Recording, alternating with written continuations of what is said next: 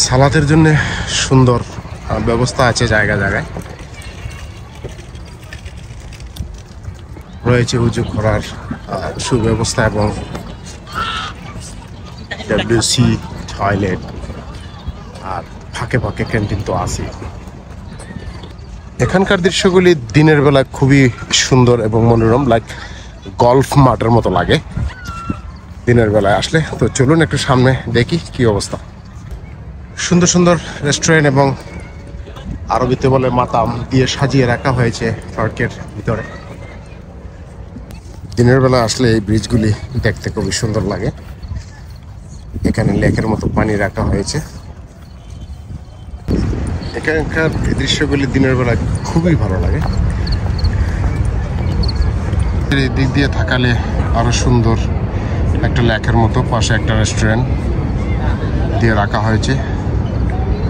দিনের বেলায় এই দৃশ্যগুলি খুবই মনোরম। যারা কুয়েতে আছে তারা সহজেই চিনতে পারেন। খুবই সুন্দর, চতুর্দিকে পানি, মাঝখানে সুন্দর ঝর্ণা, কালারিং লাইটিং করে রাখা হয়েছে। চতুর্দিকে মানুষ দাঁড়িয়ে তার সৌন্দর্য উপভোগ করছে। পার্কের একটা গুরুত্বপূর্ণ বিষয় আপনাদের সাথে শেয়ার করি। পার্ক মানেই ধীরে ধীরে হেঁটে যাওয়া, ঘুরে ঘুরে তার দৃশ্য উপভোগ করা, ক্লান্ত হয়ে বসে পড়লে খাবার খাওয়া। এই পার্কের যে দর্শনার্থী, সেই দর্শনার্থীর মধ্যে অধিকাংশ হচ্ছে ফ্যামিলি, তবে এরা আরব দেশের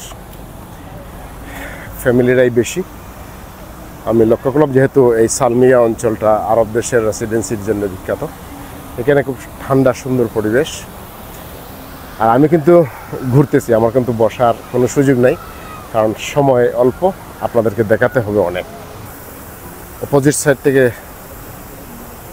পানির ঝর্ণার দৃশ্যটা আপনাদেরকে দেখালাম। আসলে অনেকটা দেখতে ইউরোপের মতোই দেখা যায়, কিন্তু এটাই বলিউড পার্ক সালমিয়াতে অবস্থিত। এটা হচ্ছে বলিউড পার্কের আরেকটা পরিচিত সাইনবোর্ডের দৃশ্য।